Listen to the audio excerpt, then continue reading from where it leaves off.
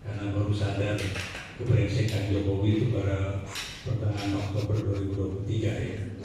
Itu sementara teman saya yang lain itu 100 hari yang pertama Mas itu saya udah sadar, atau teman yang lain kayak siapa nih Ali Pung juga yang dari lulusan UGM dari pernah jadi orang dekat dengan Jokowi juga, pernah jadi komisaris yang juga cukup keras ya.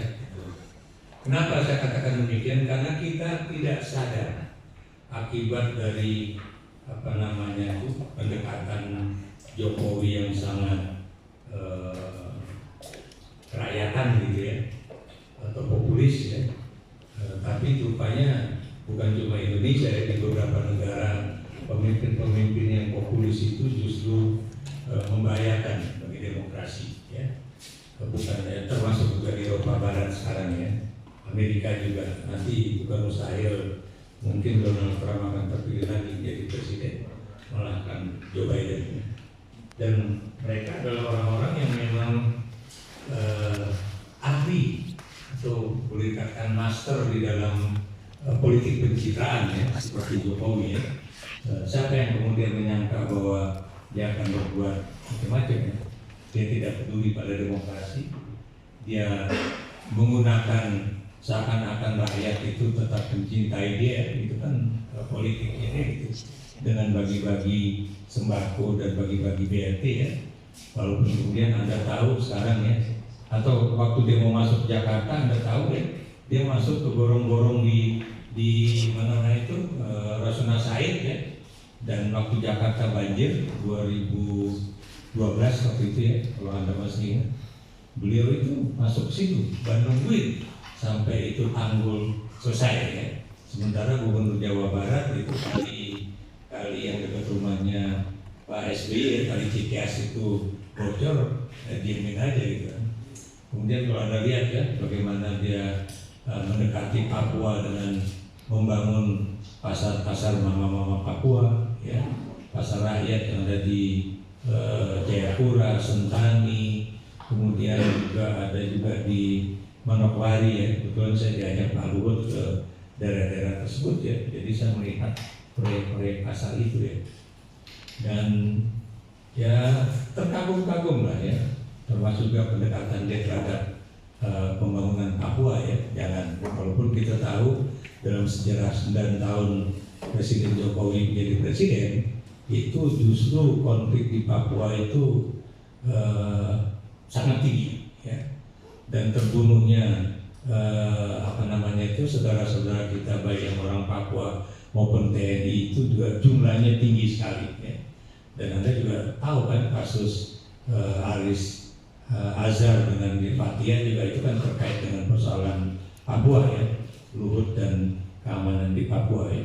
Jadi saya lihat begitu. Dan kemudian kalau kita perhatikan juga ya, bagaimana dia menggunakan apa istilahnya itu, posisi dia sebagai presiden untuk menggunakan bansos ya, yang kita juga baru mendengar dari mulut Ibu Risma hari ini yang menjadi Menteri Sosial sendiri ya, bahwa anggaran yang dia miliki cuma sekian. Kalau kemudian bansos yang diberikan itu jumlahnya lebih besar, itu dia bilang itu nggak tahu itu anggaran dari mana gitu kan.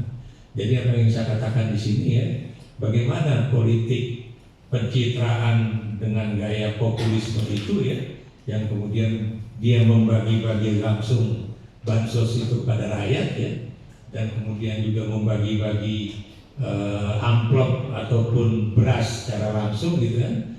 Jadi kan seakan-akan presiden mana di Indonesia ini yang kemudian melakukan hal itu secara langsung kecuali Jokowi ya, termasuk di depan istana Merdeka misalnya kan, itu yang saya juga mengkritik tajam gitu kan, karena itu yang dibagi bukanlah orang-orang yang seharusnya tercatat menjadi penerima bansos gitu kan.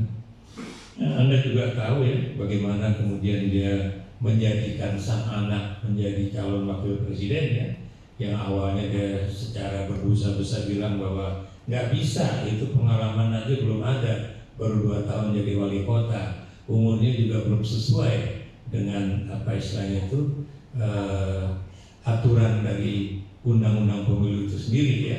Tapi kalau kita lihat bagaimana dia menjadikan Gibran itu wali kota Solo ya pada 2019 itu ya menuju 2020 itu, atau menjadikan mantunya Bobi menjadi wali kota Medan gitu kan, dan kemudian menjadikan Gibran atau pendekatan Jokowi terhadap PSI itu rupanya bukan impian semusim itu. Dia dari tahun 2019 loh rupanya mendekati PSI itu ya.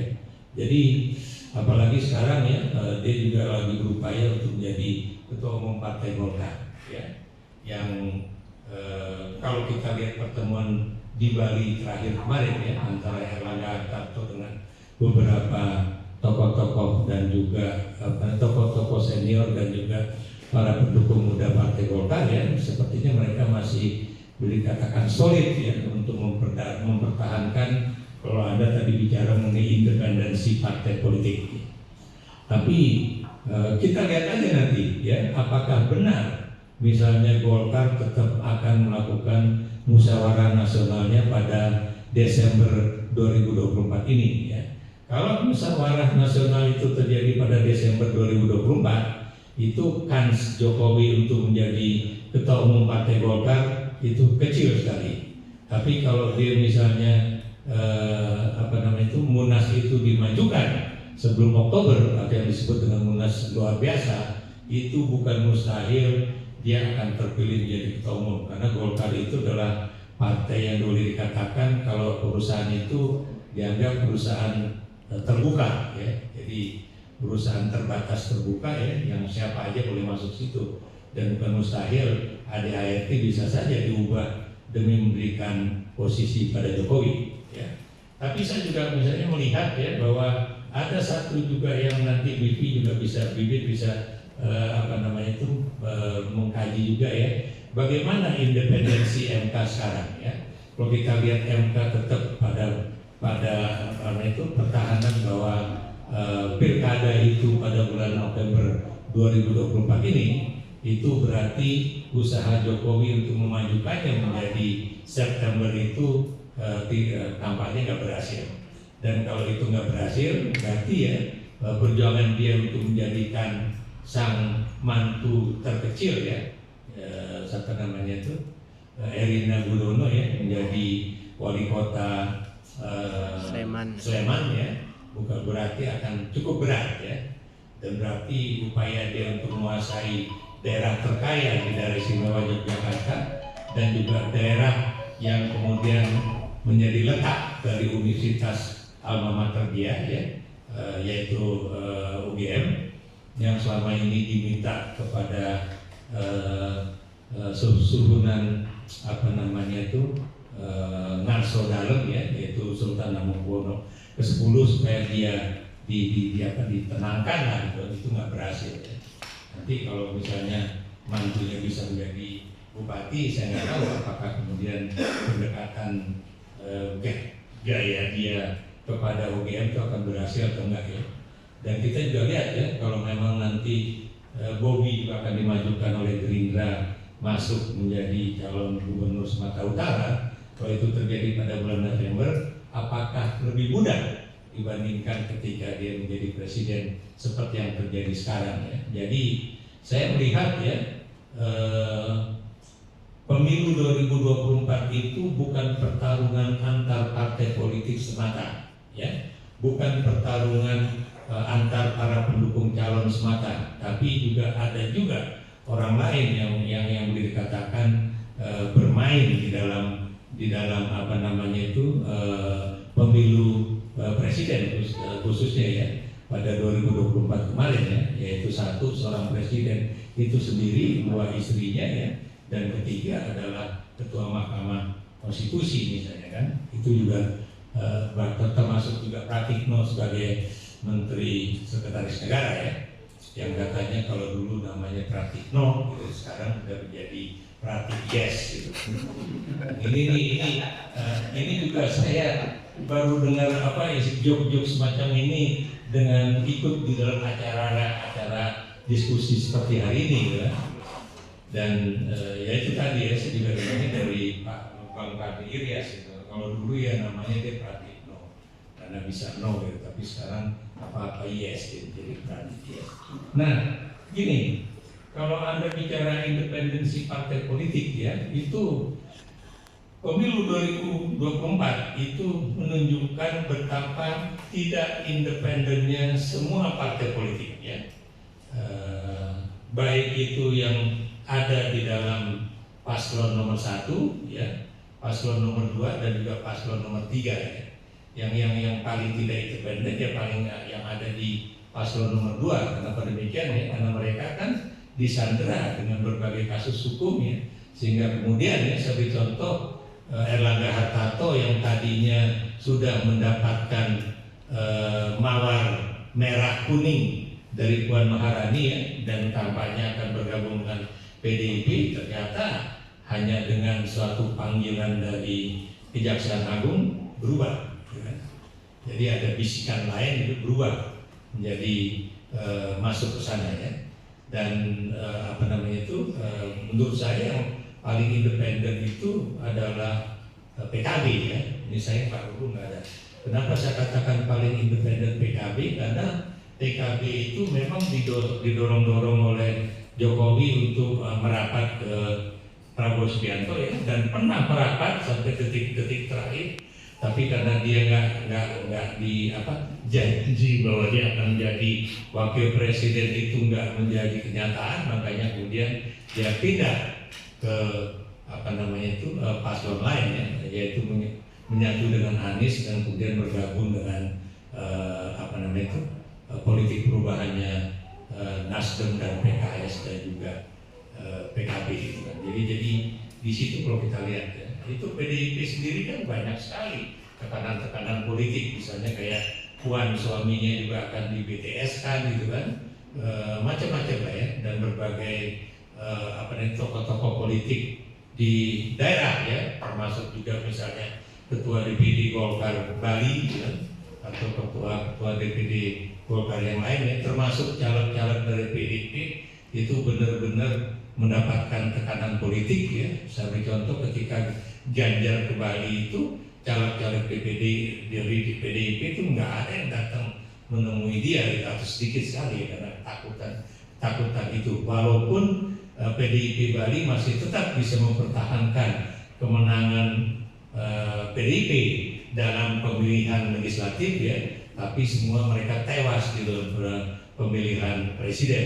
ya, karena Bali termasuk wilayah yang dikatakan bisa ditaklukkan oleh Jokowi ya.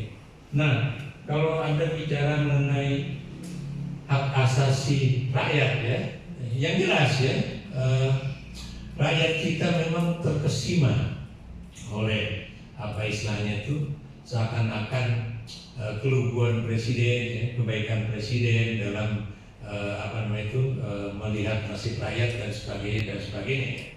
Tapi kalau Anda lihat ya, nanti mungkin Bung Ray akan bisa mendalami kasus itu. Program Jokowi apa yang paling berhasil selama dia menjadi presiden misalnya 9 tahun? Pertama, yang dia janjikan pertama itu adalah mobil SNK ketika dia mau masuk Jakarta. Begitu dia jadi gubernur, begitu dia jadi presiden, nggak ada lagi itu cerita mengenai mobil SNK ya. Kedua, Indonesia akan menjadi lumbung padi dunia atau lumbung pangan dunia ya. Itu kalau dilihat dari apa yang dikatakan misalnya oleh Prof. Andreas dari IPB University misalnya, itu Jokowi mendekati para ahli bidang pertanian ya, dan kemudian membuat program-program pertanian untuk menjadikan Indonesia menjadi bukan hanya swasembada pangan, tapi lumbung pangan dunia.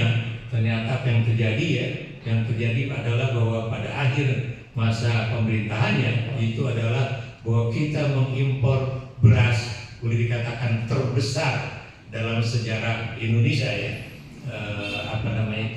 khususnya pada 2023 dan 2024 ini ya. Dan mengapa itu terjadi? Prof. Andreas sudah bicara soal itu ya. Beliau juga heran karena kalau dikatakan bahwa ini akibat El Nino itu hanya menurunkan produksi beras cuma sekian ton, tapi kemudian yang diimpor oleh pemerintah itu jauh lebih banyak atau lebih besar dibandingkan dengan penurunan hasil panen pada 2023 dan juga 2024 ya. Dan sekarang Anda lihat ya, begitu harga beras meroket tinggi, tapi berapa harga gabah petani yang dibeli oleh negara ya?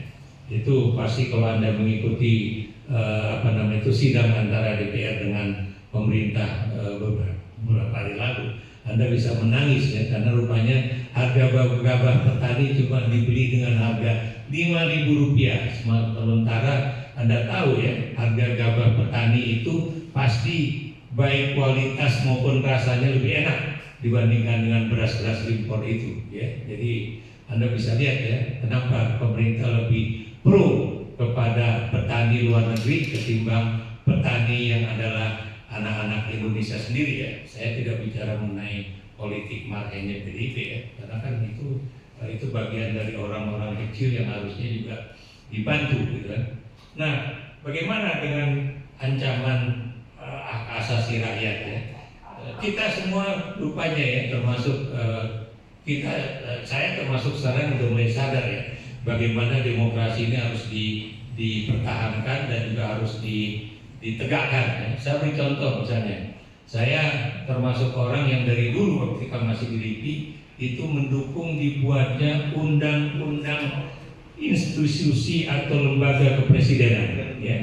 Sebab tanpa adanya undang-undang itu presiden boleh dikatakan bisa menjadi orang yang berbuat apa saja tanpa merasa dirinya bersalah, atau the president can do no wrong. Satu. Kedua, presiden juga bisa melakukan tindakan apapun ya, termasuk kemarin penggunaan dana bansos ya, dan kemudian juga menjadikan anaknya menjadi calon presiden, menjadi ketua partai dan sebagainya tanpa ada pengimbangan politik baik dari parlemen maupun dari institusi yang disebut dengan civil society seperti kita sekarang ini.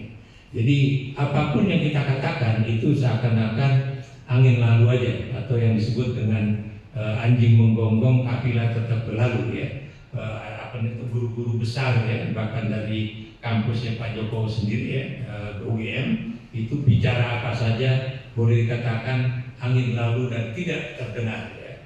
Makanya sekarang kan mahasiswa dengan juga kelompok kampus itu juga mulai bergerak ya. Tapi Anda juga mesti hati-hati, sebab jangan sampai terpancing untuk berbuat sesuatu supaya nanti presiden bisa mengeluarkan dekret lagi ya, supaya masa pemerintahannya bisa bertambah, paling enggak tidak berhenti pada Oktober. Dan ini juga menjadi rumit juga kita ya.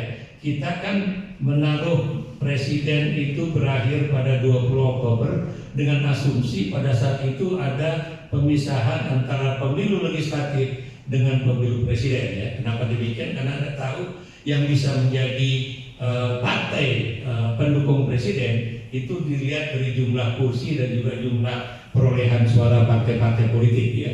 Dulu waktu belum menjadi satu, makanya kan pemilu legislatif dilaksanakan duluan, dan barulah atas dasar hasil pemilu legislatif itu siapa menjadi calon presiden bisa ditentukan dari perolehan suara dan juga perolehan kursi tersebut. Tapi sekarang sudah menjadi satu ya, dan semuanya harus dijalankan pada bulan Maret kemarin.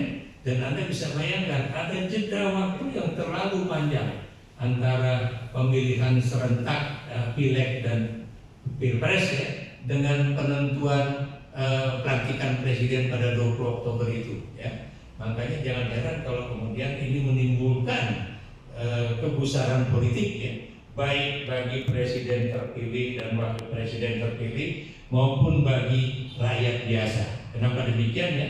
Karena kapan kita terjadi pergantian pemerintahan misalnya kan?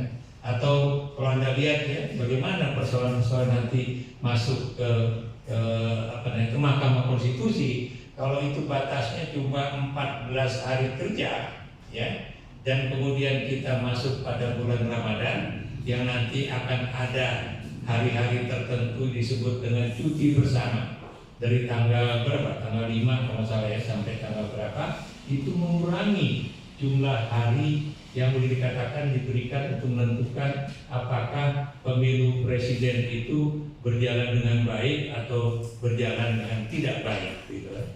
Jadi ini yang kemudian menjadi kegusaran. Makanya jangan heran kalau teman saya Rocky Gerung yang Semarang di ASI mengatakan bahwa harus keluar dekret presiden bahwa Jokowi itu bilang bahwa saya berhenti jadi presiden sekarang, dan karena presiden terpilih dan wakil presiden terpilih itu nanti kalau sudah diputuskan oleh MK ya, itu dibilang misalnya sah, barulah kemudian itu terjadi pergantian pemerintahan secara lebih cepat. Tapi kalau nanti ternyata Mahkamah Konstitusi memiliki keberanian yang tidak terduga, ya, maksud saya tidak terduga itu akhirnya diputuskan bahwa memang pencalonan Gibran itu tidak sah, dan karena itu pendaftaran paslon Prabowo Gibran itu tidak sah, dan karena itu harus diadakan pemilu ulang, barulah itu sejarah Indonesia itu akan benar-benar berubah total, ya. Dan kalau kita berbicara mengenai hak asasi rakyat, itulah yang benar-benar baru akan benar-benar terjadi. Jadi bukan kita mengikuti sabdo Pandito Ratu, ya, ratunya itulah Jokowi, ya, dan kemudian semuanya nurut. Tapi kalau misalnya Mahkamah Konstitusi melakukan itu barulah sejarah baru dalam pemilu presiden di Indonesia. Walaupun saya juga agak ragu kenapa demikian, karena belakangan ini ada juga ya pengajuan usul bahwa Saldi Isra katanya sama satu lagi hakim konstitusi Profesor ada 2 orang anggota Mahkamah itu hakim konstitusi Hidayat, ya, yang lagi dipermasalahkan, katanya diusulkan untuk dikeluarkan, ya, karena katanya Saldi dekat dengan PDIP, yang itu buat saya agak membuat saya tersenyum, gitu kan. Mana mungkin, gitu kan, seorang Saldi Isra kemudian itu dekat-dekat dengan partai politik ketika dia menjadi hakim konstitusi. Karena buat saya, jangankan dia ngobrol dengan orang partai, ngobrol dengan saya yang teman lama aja, ya, yang saya pernah juga datang ke rumahnya, dikasih makan oleh beliau, dia nggak pernah. Dia cuma ngobrol sama saya ketika dia bibit kalau nggak salah, ya, waktu di Manasnya, ya kan? Itu aja dia sempat ngobrol sama saya, tapi ngobrolnya juga tidak soal mengenai apa yang dikerjakan di Mahkamah Konstitusi. Kenapa begitu? Karena dia menjaga independensi dia, ya, supaya jangan dipikirkan orang bahwa misalnya dia dekat dengan si A, dekat dengan si B, dan kemudian menimbulkan interpretasi tersendiri, ya. Jadi itulah yang terjadi. Apalagi kemudian kalau ada tuduhan bahwa dia katanya dekat-dekat dengan orang dari partai tertentu, ya, atau dalam ini PDIP. Buat saya agak aneh, ya, seorang hakim konstitusi, apalagi orang Minang, gitu kan, dekat-dekat dengan PDIP. Buat saya itu sesuatu yang tidak mungkin terjadi lah, gitu. Jadi saya pikir itu aja yang bisa saya sampaikan dulu, ya. Ini memang persoalan bagaimana nasib rakyat ke depan, ya, bukan cuma dari sisi bagaimana mereka masih tetap bisa hidup, ya. Karena Anda tahu di tengah tingginya harga